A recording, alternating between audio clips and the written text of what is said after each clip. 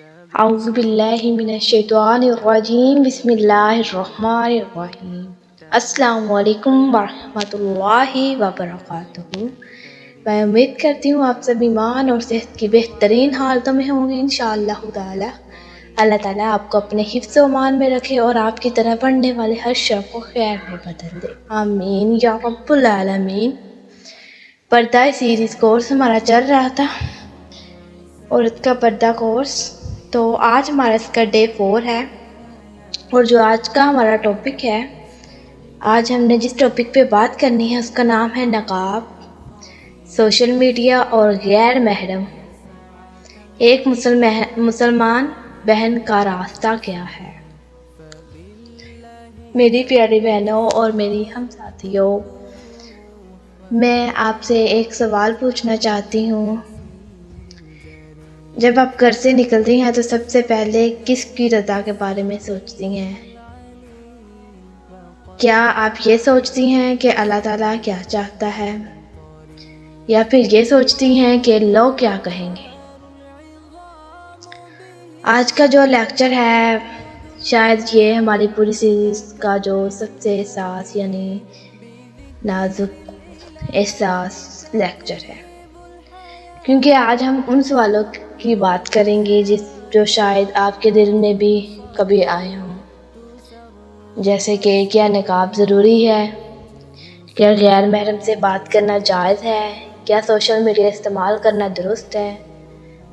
تو آئیے ہم ان سوالوں کی جو جوابات ہیں وہ میں اپنی رائے سے آپ کو نہیں دوں گی، ٹھیک ہے، بلکہ میں قرآن اور سنت کی مدد سے آپ کو ان سوالوں کے جواب دوں گی۔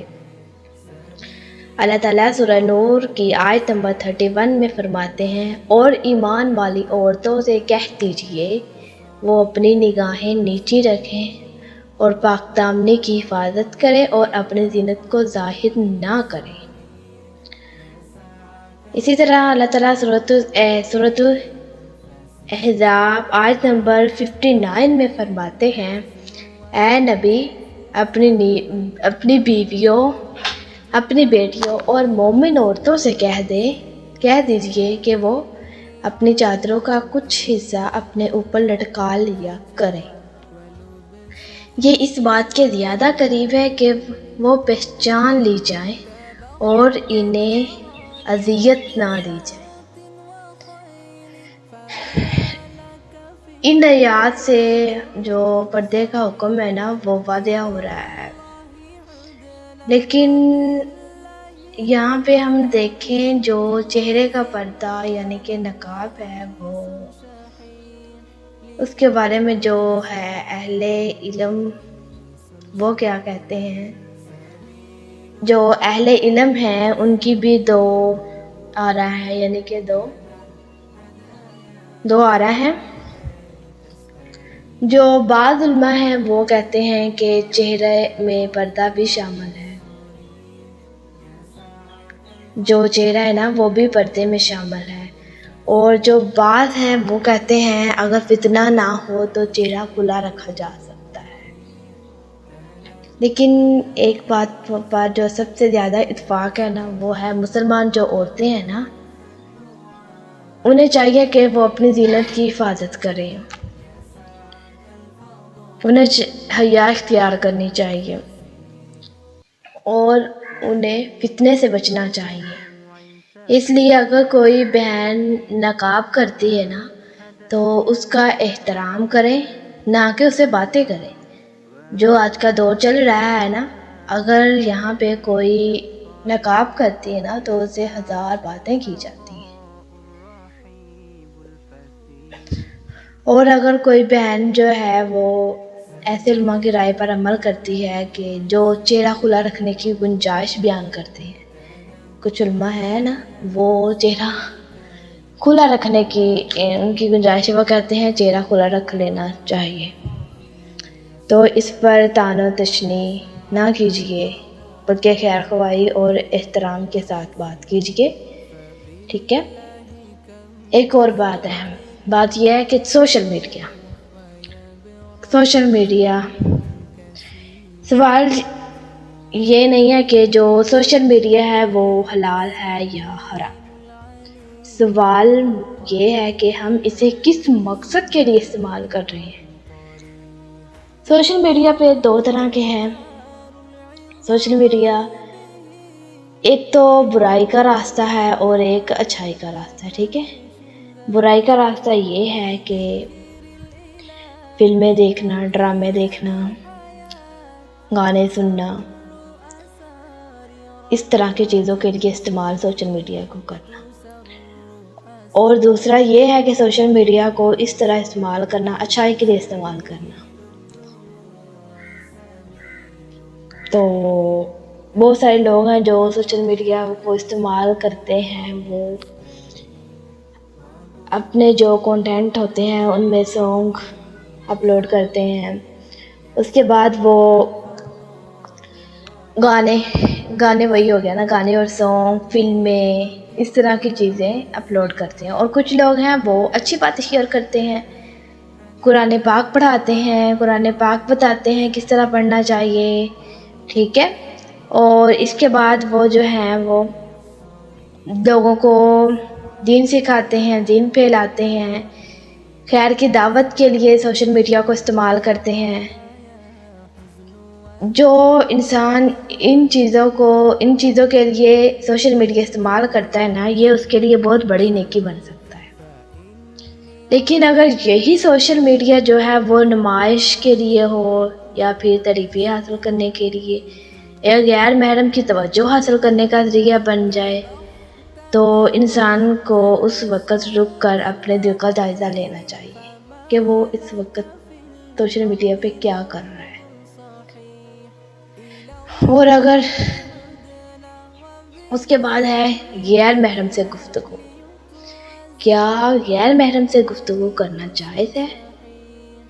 اسلام نے جو ضرورت کے تحت بات کرنے سے منع نہیں کیا. ہمارا جو اسلام ہے نا، اس نے ضرورت کے وقت غیر محرم سے بات کرنے سے منع نہیں کیا.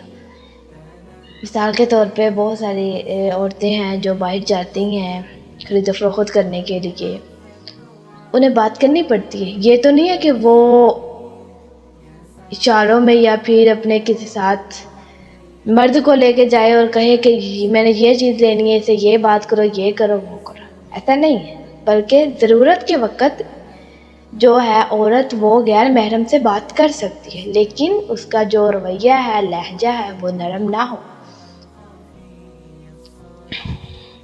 اسے اپنے لہجے کو تھوڑا سا سخت رکھنا چاہیے، نرم نہیں رکھنا چاہیے.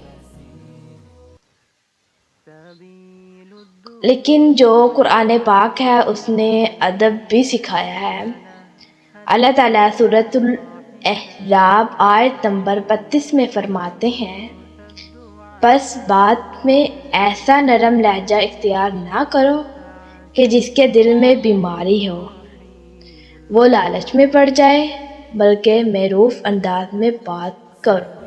ٹھیک ہے، اس آیت میں وہی کہا جا رہا ہے نا کہ جو آپ کا لہجہ ہے نا وہ نرم نہ ہو.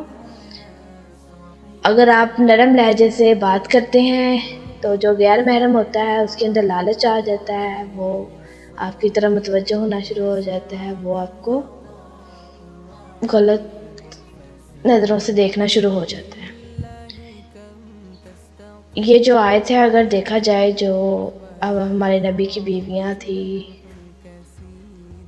ان کے لیے خطاب تھا. ٹھیک ہے، یہ آیت ان کے لیے تھی، لیکن اس میں بیان کیا گیا جو ادب ہے نا وہ تمام مسلمان خواتین کے لیے نا بہترین رہنمائی کرتا ہے. ہماری جو پہچان ہے وہ صرف لباس نہیں ہے. ٹھیک ہے، ہماری پہچان میں ہمارا کردار بھی ہے، ہماری گفتگو بھی ہے، ہماری پوسٹیں بھی ہے، ہماری نیت بھی ہے. ہر چیز ہماری پہچان میں آ رہی ہے.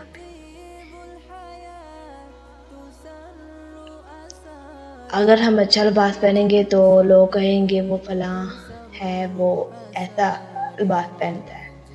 ٹھیک ہے، اور جو کردار کے بارے میں بھی لوگ باتیں کرتے ہیں، وہ کہتے ہیں فلاں کا کردار ایسا ہے، فلاں ایسی پوسٹیں کرتا ہے، یہ کرتی ہے، فلاں کی نیت ایسی ہے. ٹھیک ہے، یہ ہماری پہچان میں یہ سب کچھ آتا ہے. ہمارا اخلاق بھی ہماری پہچان میں آتا ہے. تو آخر میں اللہ سے دعا، میں اور ہمیں سب کو چاہیے کہ اللہ سے دعا مانگے، اے اللہ میری زندگی کے ہر فیصلے میں اپنی رضا کو میری پہلی ترجیح بنا دے، ٹھیک ہے؟ ہمیں یہ نہیں چاہیے کہ ہمیں اللہ سے دعا اس طرح نہیں کرنی چاہیے کہ یہ چیز مجھے چاہیے تو چاہیے، اللہ تعالیٰ کچھ بھی ہو جائے اور مجھے کچھ ملے یا نہ ملے، یہ چیز مجھے مل جائے، ایسے دعا نہیں کرنی چاہیے، ٹھیک ہے؟ ہو سکتا ہے وہ چیز آپ کے حق میں بہتر نہ ہو سکتا ہے وہ چیز اس چیز سے زیادہ اچھی چیز آپ کو ملنی ہو، بلکہ اللہ تعالیٰ سے دعا کریں کہ یہ کریں، اللہ تعالیٰ سے کہیں کریں اگر یہ میرے حق میں بہتر ہے تو مجھے دے دے، اگر میرے حق میں بہتر نہیں ہے تو مجھے نہ دے، ٹھیک ہے؟ اس طرح ہمیں دعا کرنی چاہیے اللہ تعالیٰ سے۔ اگر آپ سب کے دل سے یہ اگر دعا نکل جاتے نا کہ اللہ تعالیٰ ہر فیصلے میں اپنی رضا کو میری پہلی ترجیح بنا دے، تو انشاءاللہ باقی راستے بھی آسان ہوتے جائیں گے۔ اللہ تعالیٰ ہمیں قرآن و سنت کے مطابق زندگی گزارنے، حیا اور تقوی اختیار کرنے اور ایک دوسرے کا احترام کرتے ہوئے حق پر عمل کرنے کی توفیق عطا فرمائے، آمین۔ تو آج کا جو ہمارا لیکچر تھا وہ یہی تھا، اور ابھی بہت سی بہنیں ہوں گی ان کے دل میں کچھ سوالات ہوں گے کہ دل صاف ہو تو پردے کی کیا ضرورت ہے، میں ابھی تیار نہیں، یا پھر یہ کہ لوگ کیا کہیں گے۔ تو انشاءاللہ تعالی ہم کل کے لیکچر میں ان تمام اعتراضات کے جو جواب ہے نا وہ قرآن و سنت کی روشنی میں سیکھیں گے انشاءاللہ تعالی۔ السلام علیکم ورحمۃ اللہ وبرکاتہ۔